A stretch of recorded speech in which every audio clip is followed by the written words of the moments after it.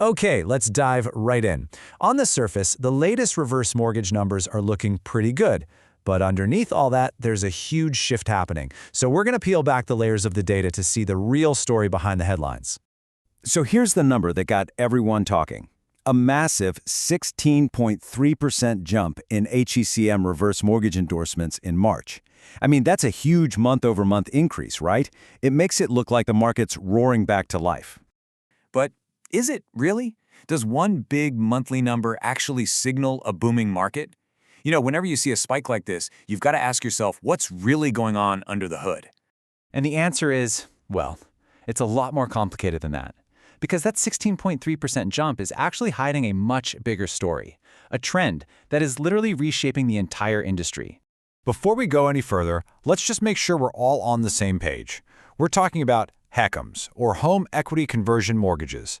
These are the main government-insured reverse mortgages in the United States. Kind of think of them as the industry standard.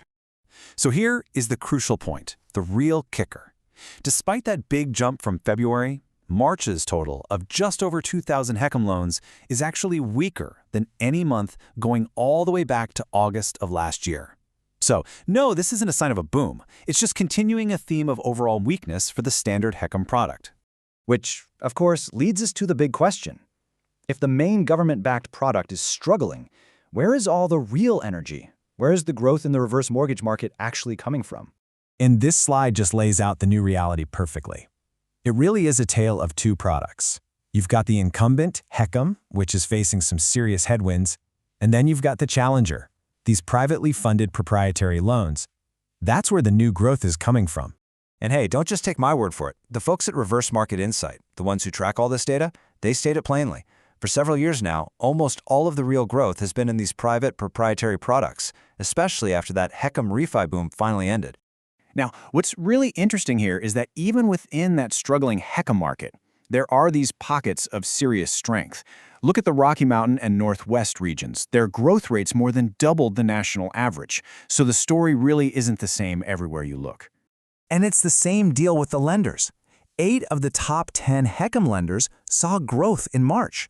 I mean, check out Good Life Home Loans, a massive 55% jump. So even as the overall HECM pie shrinks compared to proprietary loans, key players are still finding ways to get a bigger slice.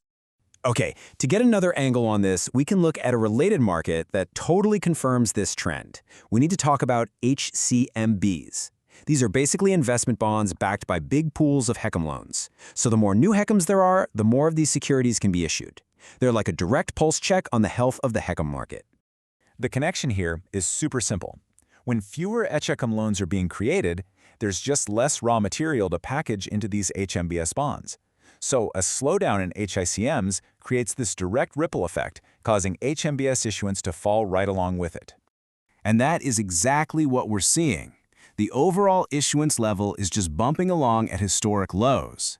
Even with that tiny gain in March, you'd have to go all the way back to 2009 to find a period this weak. This just confirms the softness in the underlying HECM market. What's more, the market is incredibly concentrated.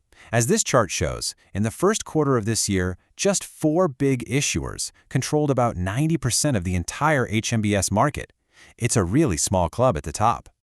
And here are the names behind that number. You've got Finance of America, or FOA, leading the pack, followed by Longbridge, Mutual of Omaha, and Anadity. These 4 companies are the dominant forces shaping the HMBS landscape right now, no question about it. So let's bring it all together. The crucial point here is that you can't just trust a simple headline number.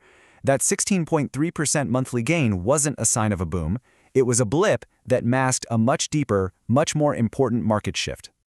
This is the market's new tug of war. On one side, you have the traditional government-backed HECM market, and it's fighting to stay relevant amidst all this competitive pressure.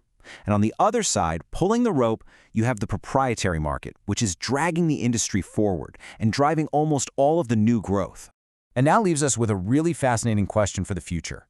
As these privately funded loans continue to gain ground and innovate, how are they going to change the very nature of the reverse mortgage?